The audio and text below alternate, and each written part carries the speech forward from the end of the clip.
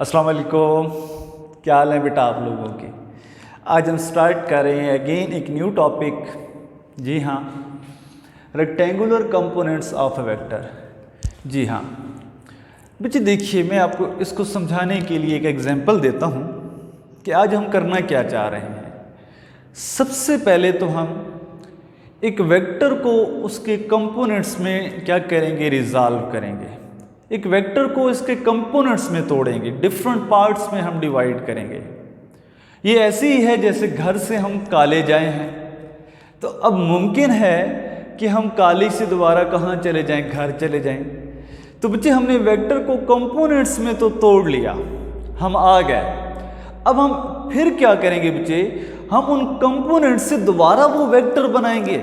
पहले जिस वेक्टर को तोड़ा था और कंपोनेंट्स देखे थे, अब बच्चे उन दोबारा कंपोनेंट्स को इकट्ठा करके उस वेक्टर को बनाएंगे। तो मतलब हम कॉलेज से दोबारा कहाँ चले गए सर, घर चले गए। जी हाँ बेटा, तो क्या होता है बच्चे, सबसे पहले कंपोनेंट्स ऑफ अ वेक्टर हम ये बात समझने की कोशिश करते हैं।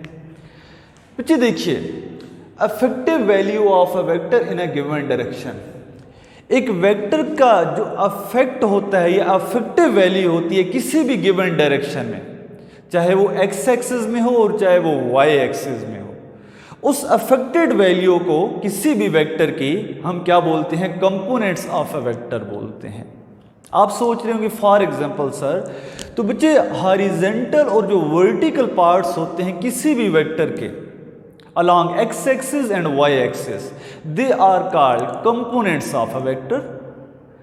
यहां पे मैंने लिखा है कि वेक्टर ए का वो हिस्सा जो along the x axis होगा, जिसको हम क्या बोलते हैं बच्चे, ए एक्स बी बोलते हैं। ये क्या है, कंपोनेंट है किसका, वेक्टर ए का। इसी तरह बच्चे जो part of vector A along y axis है, जिसको हम क्या बोलेंगे, ए वाई बोलेंगे, ये भी क्या है, कंपोनेंट है वेक्टर का। तो ए एक्स और ए वाई क्या है, कंपोनेंट्स ऑफ अ वेक्टर है along the x axis and Y axis. So बच्चे effective value of a vector in a given direction. अब सर अभी थोड़ा और इसको जरा समझा दीजिए। तो बच्चे मैं कहता हूं कि ये वेक्टर मान लीजिए ए है और ये अलोंग द एक्स एक्सिस है, तो आप कहेंगे सर इसका सारा अफेक्ट हॉरिजॉन्टल है, एक्स एक्सिस के अलॉन्ग है, वाई एक्सिस पे तो इसका कोई इफेक्ट नहीं है। मैंने कहा ठीक है। अब बच्चे हमने इसी वेक्टर को अलॉन्ग द वाई एक्सिस लिया, ये लाइक दिस वर्टिकल। आप कहेंगे सर इसका सारा effect along the Y axis है, वर्टिकल डायरेक्शन में, इसका एक्स एक्सिस पे कोई इफेक्ट हो नहीं है। मैंने कहा ठीक है। लेकिन अब बच्चे हम इस वेक्टर को यूं लेंगे, मान लीजिए this is X axis, this is Y axis, और ये वो वेक्टर हमने ले ली है जो बच्चे इस तरीके से हमने लिया है इस प्लेन के अंदर। तो ये जो वेक्टर बच्चे आपको नजर आ रहा है, दिस वेक्टर ए, अब इसका इफेक्ट क्या होगा, अब तो बच्चे ये एक्स एक्सिस पे भी लाई कर रहा है और वाई एक्सिस पे भी लाई कर रहा है। तो इसका वो इफेक्ट बच्चे जो एक्स एक्सिस पे हमको नजर आएगा और इसका वो इफेक्टिव वैल्यू जो हमें वाई एक्सिस पे नजर आएगी, उस इफेक्टिव वैल्यू या उस इफेक्टिव कंपोनेंट को हम क्या बोलेंगे, कंपोनेंट ऑफ अ वेक्टर बोलेंगे। तो होपफुली कुछ आइडिया हुआ होगा आपको। Effective part of a vector is called component of a vector. अब बच्चे हम आते हैं मजीद आगे, रेक्टेंगुलर कंपोनेंट्स क्या होते हैं बेटा। देखो, components of a vector which are perpendicular to each other. बच्चे ऐसे वेक्टर्स या वेक्टर के ऐसे पार्ट्स, ऐसे कंपोनेंट्स जो आपस में कितना एंगल बना रहे हो, 90 डिग्री का एंगल बना रहे हो। इन दो के दरमियान कितने एंगल बन रहे हैं बच्चे, 90 डिग्री। फॉर एग्जांपल यहां पे ये वेक्टर था ए और इसके कितने पार्ट्स थे सर, दो पार्ट्स। कौन कौन से बच्चे, एक इसका पार्ट था ए वाई जो अलोंग द वाई डायरेक्शन था, और एक इसका पार्ट था अलोंग द एक्स एक्सिस जिसको हमने क्या बोला, ए एक्स बोला। तो बच्चे ए एक्स और ए वाई के दरमियान यहां पे एंगल कितना बन रहा है सर, 90 डिग्री। तो बच्चे इस ए एक्स और ए वाई के दरमियान एंगल 90 डिग्री बन रहा है। तो कोई से भी ऐसे दो वेक्टर जिनके दरमियान एंगल 90 डिग्री बन रहा होगा, उन वेक्टर्स को हम क्या बोलेंगे कि ये रेक्टेंगुलर वेक्टर्स हैं, ये रेक्टेंगुलर कंपोनेंट्स ऑफ वेक्टर हैं। क्यों?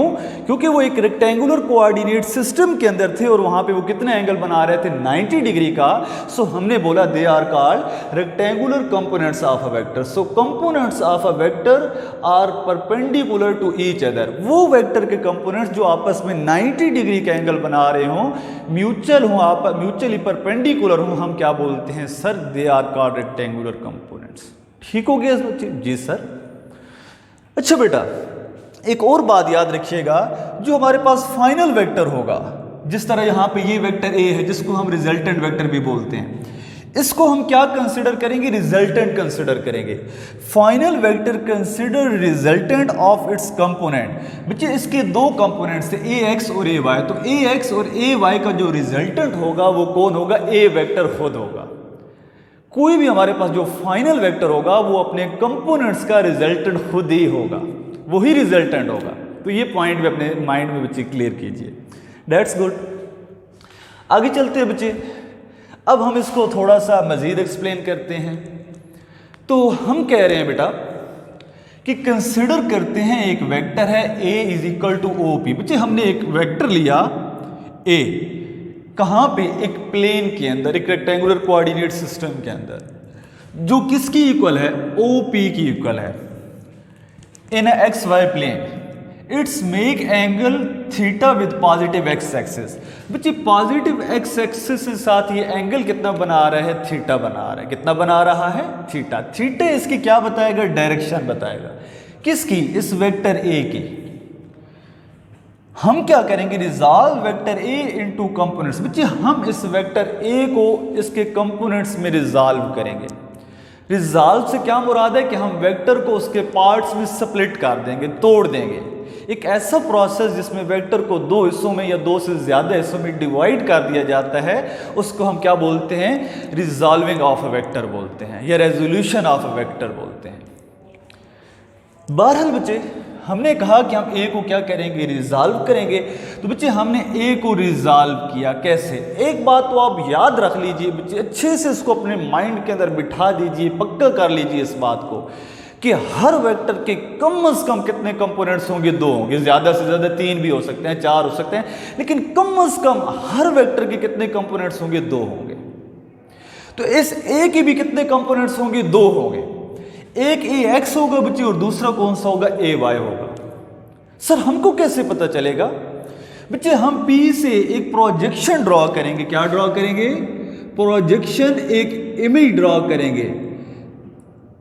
इसको मजीद हम स्केलर प्रोडक्ट के अंदर देखेंगे कि प्रोजेक्शन होती क्या है। बहरहाल फिलहाल इतना याद रखिए कि P से एक परपेंडिकुलर लाइन या प्रोजेक्शन ड्रॉ करेंगे एक्स एक्सिस के ऊपर, और P पॉइंट से सीधी लाइन ड्रॉ करेंगे वाई एक्सिस के ऊपर परपेंडिकुलर, या एक प्रोजेक्शन ड्रॉ करेंगे किसके ऊपर? वाई एक्सिस के ऊपर।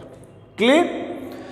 अब बच्चे क्या हुआ, जब हमने यहां पे ये लाइन ड्रॉ की तो हमने बोला ये वाला जो पार्ट है यहां से यहां O से लेके N तक, ये क्या है? इसका अफेक्टिव पार्ट है अलोंग द वाई एक्सिस। किसका? इस वेक्टर का। जब यहां से यहां परपेंडिकुलर ड्रॉ की, प्रोजेक्शन ड्रॉ की, ए का इफेक्ट यहां चेक किया तो हमने कहा कि ए एक्स पार्ट है किसका? ए का, अलोंग द एक्स एक्सिस। बात को समझिएगा बेटा, ए एक्स हिस्सा तो एक है, वेरी वेरी इंपॉर्टेंट पॉइंट।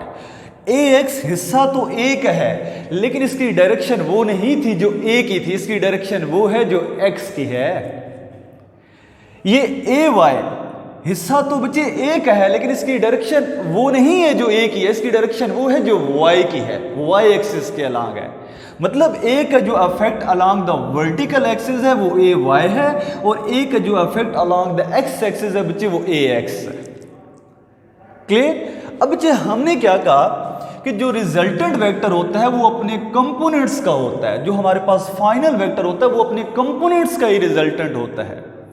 तो हमने बच्चे by head to tail rule resultant लिया। रिजल्टेंट देखिए हेड हेड के साथ मिल रहे हैं और टेल टेल के साथ मिल रही है, तो रिजल्टेंट कौन हुआ? ए हुआ। ये किसकी इक्वल होगा? अपने कंपोनेंट्स के। तो इसके कंपोनेंट्स कौन है बच्चे? ए एक्स और ए वाई। शाबाश, समझ आई बात जी। अब हम क्या चाहते हैं? ए एक्स और ए वाई फाइंड करना चाहते हैं। अब मजीद ए एक्स और ए वाई को बच्चे यूनिट वेक्टर में भी लिख सकते हैं। ए एक्स का मतलब है अलोंग द एक्स एक्सिस, और A Y J unit vector का मतलब है कि along the Y axis. Clear? तो बच्चे हम ए एक्स और ए वाई की क्या करना चाहते हैं, वैल्यूज फाइंड करना चाहते हैं।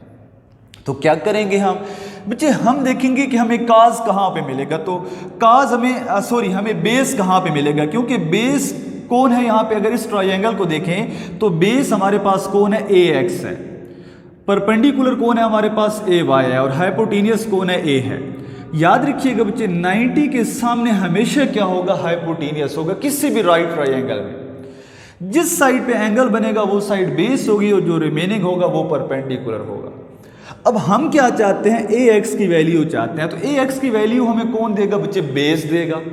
तो बेस हमें कहाँ पे मिलेगा, हमें ट्रिग्नोमेट्रिक फंक्शंस के अंदर काज के अंदर बेस की वैल्यू मिलेगी। तो हम बच्चे ये रिलेशन यूज करेंगे, cos theta is equal to base over hypotenuse.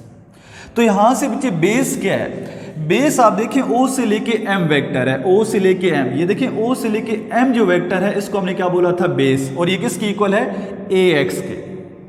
इसी तरह ओ से लेके पी, बच्चे ओ से लेके पी ये जो वेक्टर है ये किसकी इक्वल है, ए के। तो यहाँ पे क्या आ गया, ओ पी की जगह ए आ गया। हमने क्या निकालना था, ए एक्स की वैल्यू। तो बच्चे ए एक्स अपनी जगह पे ए डिवाइड हो रहा था, इधर आके क्या हो गया, मल्टीप्लाई। तो ए एक्स इक्वल आ गया ए कास थीटा के। तो हमने बच्चे ए एक्स की वैल्यू निकाल ली। क्या निकाली बच्चे, ए कास थीटा निकाली। क्या निकाली, ए कास थीटा। फिर हमने बच्चे y कंपोनेंट ऑफ ए, हमने क्या कौन सा कंपोनेंट निकालना था, ए वाई। तो हमने बच्चे कौन सा रिलेशन यूज किया, साइन थीटा का। साइन थीटा क्या होता है, परपेंडिकुलर ओवर हाइपोटेनियस। ठीक, तो बच्चे परपेंडिकुलर आप इस ट्रायंगल के अंदर देखिए तो क्या है, एम पी, एम से लेके देखिए कहां जा रहा है वेक्टर, एम से पी की तरफ जा रहा है वेक्टर लाइन। तो एम पी, हाइपोटेनियस क्या है, ओ से पी, या ओ से पी। यहां पे देखें हमने यहां से ट्रायंगल को उठा के बाहर निकाल लिया। तो ओ पी बच्चे हमारे पास क्या है, ए है। अब हमने क्या निकालना था, हमने तो बच्चे ए वाई की वैल्यू निकालनी थी। तो ए वाई किसकी इक्वल आ गया, ए डिवाइड हो रहा था, इधर आके मल्टीप्लाई हो गया। तो ए वाई की वैल्यू आ गई है ए साइन थीटा। अब बच्चे ए वाई और ए एक्स की वैल्यू हम इस इक्वेशन के अंदर पुट कर देते हैं। तो हमारे पास फाइनल रिजल्ट क्या आ जाएगा, ए वेक्टर किसकी इक्वल आ जाएगा, ए एक्स की जगह क्या आएगा बच्चे, जो हमने रिजल्ट यहां पे निकाला है, ए कॉस थीटा प्लस ए साइन थीटा। ए वाई की जगह क्या आएगा, ए साइन थीटा। तो ये क्या आ गया, ए साइन थीटा। तो हमको बच्चे क्या मिल गए, हमको ए की वैल्यू मिल गई, ए के अफेक्टिव पार्ट्स मिल गए। ए के अफेक्टिव पार्ट्स कौन है, along the x axis A cos theta और along the Y axis A sine theta.